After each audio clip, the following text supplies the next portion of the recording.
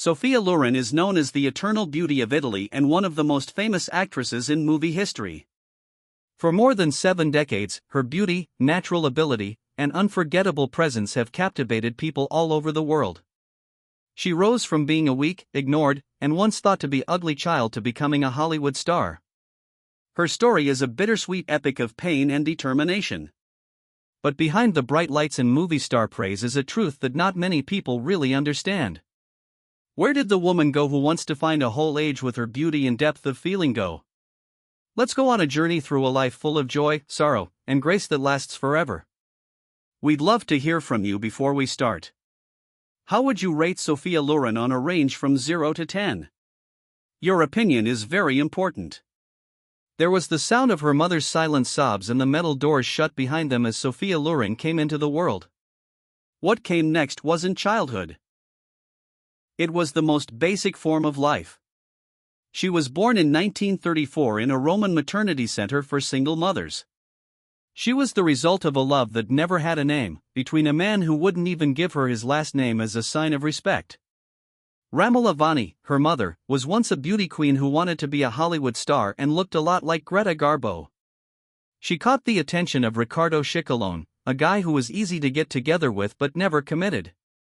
When she got pregnant, he disappeared into thin air, leaving her to raise Sophia alone and in shame. But after leaving her once, Riccardo came back and then disappeared again, leaving behind another child, Maria, who was born in 1938. He wouldn't sign the birth certificate, so Maria couldn't have his name on it. After many years, Sophia, who was already a rising star, had to pay him so Maria could legally carry it. It was not fair. It was a hurt that had to be paid for again.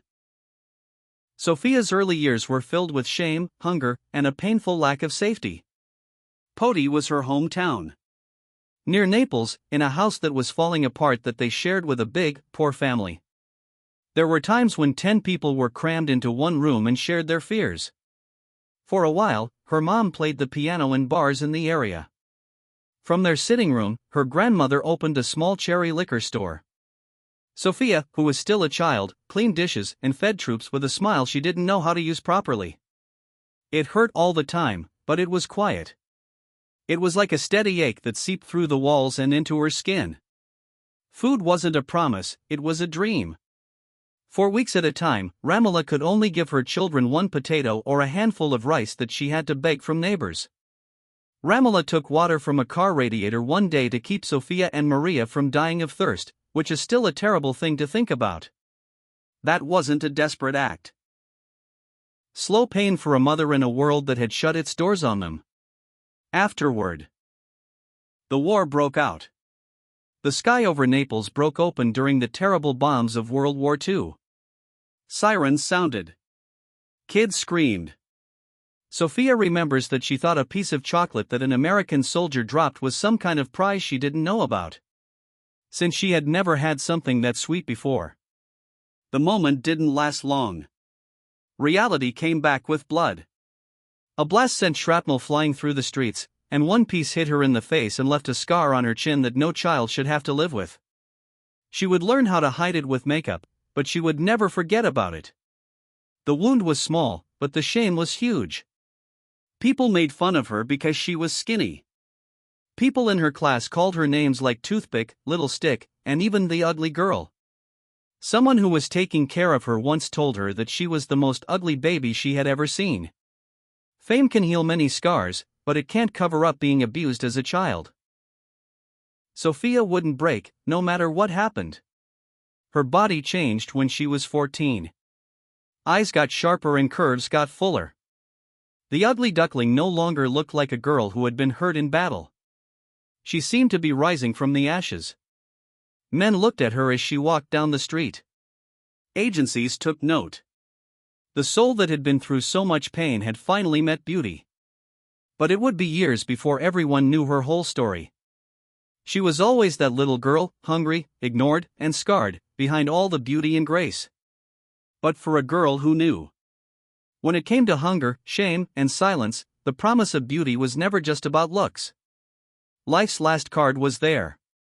And when chance finally came along, it was with another man she would learn to love and suffer for. John Dewey.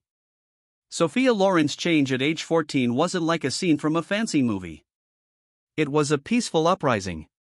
The thin, teased child called Toothpick had grown up to be a curvy young woman. The world that had been looking away all of a sudden turned around and stared. But the meanness never went away. It was said that she wasn't really her parents' child. She didn't join beauty pageants because she was proud, but because she was desperate. She wore a dress made from pink curtains because that's all her grandmother could afford. She didn't just want a crown when she walked out on stage. There was a way out for her. Carlo Ponti, a famous film director almost twice her age who was married and had kids, saw her there and became interested in her. He was charmed. She was 16 years old. The two of them meeting would lead to one of the most difficult, scandalous, and long-lasting love stories in movie history. A tragedy that would stay with her for the rest of her life. Ponti saw her as a revelation. She had a mind that was both raw and bright. He was the first man who knew Loren could be great, even though he was ashamed. He helped her change who she was, starting with her name, Sophia Loren, which was based on the name of a Swedish actor, Marta Torén. In her early parts, she wasn't given credit and was mostly just a face in the background. But each frame was a step away from pity, from being hungry, and from seeing the pain in her mother's eyes. Still, success didn't take away the pain. It was repacked. A lot of attention was behind every camera flash.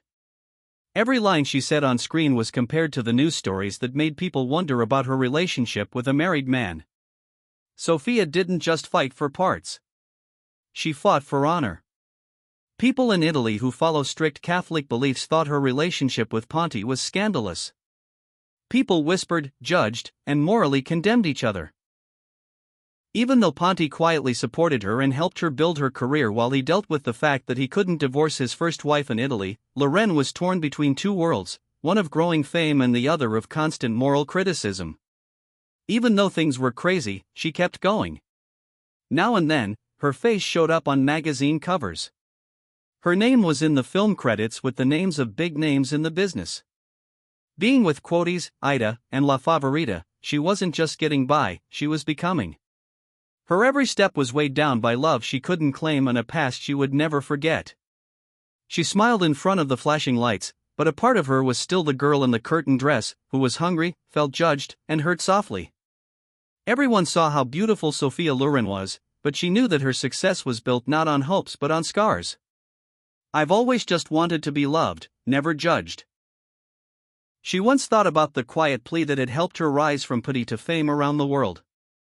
Her rise was meteoric, and no one could deny how beautiful she was.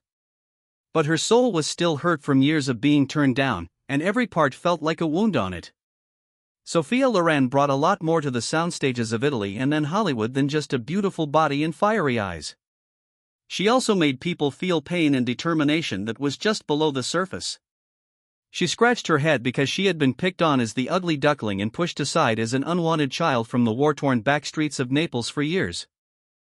Way into the business by being determined and desperate at the same time.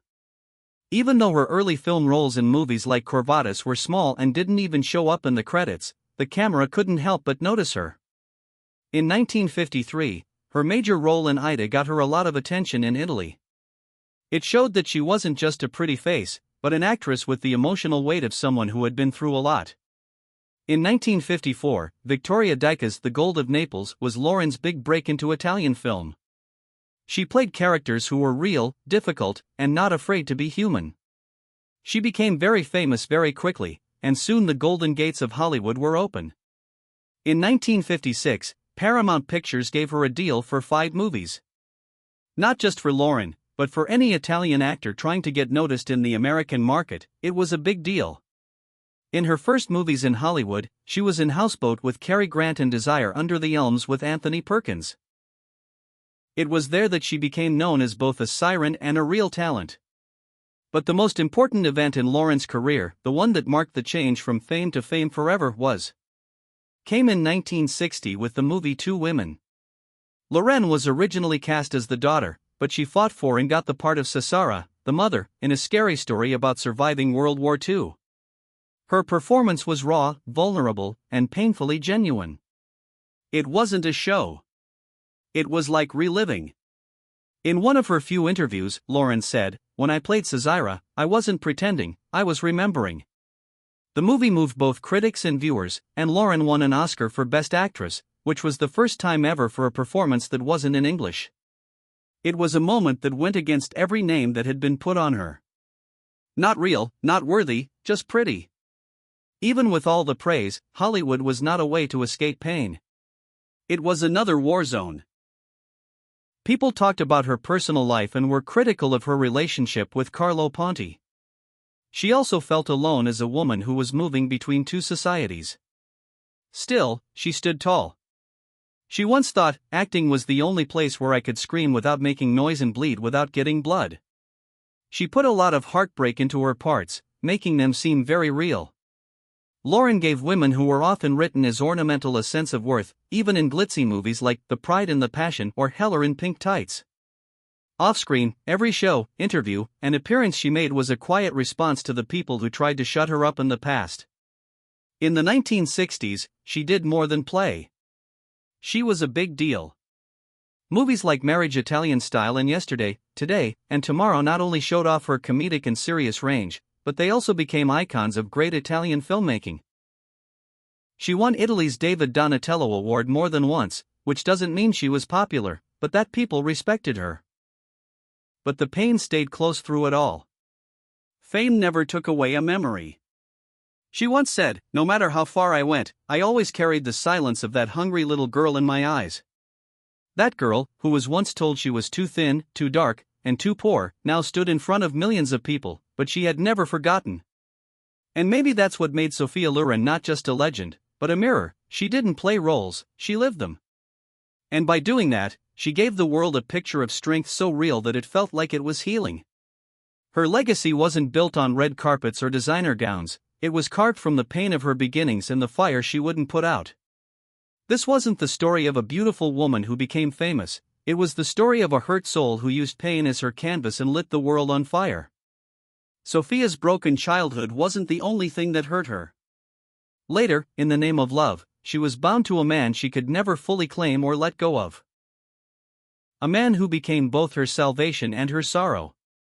For Sophia Loren, love didn't come with fanfare, but with conflict, complexity, and hard decisions.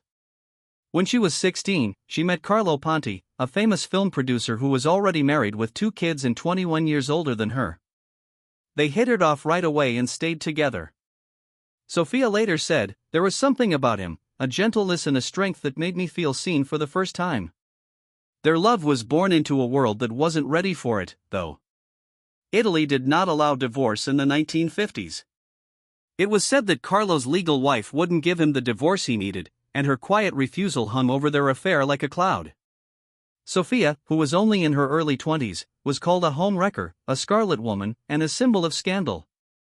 She refused to marry Ponti, which led to years of exile, scorn, and subterfuge. In 1957, Ponti and Loren secretly married in Mexico, which was quickly condemned by Italian law. Ponti was charged with bigamy, and Sophia was called a life wrecker, a scarlet woman, and a symbol of scandal. Society's judgment was cruel and unwavering. They fled to France, where love did not carry a prison sentence. After nearly a decade of legal warfare and moral condemnation, they were finally able to marry legally in 1966, having obtained French citizenship. But the damage had already been done. Their careers were put on hold, and Sophia's desire for a family remained an open wound.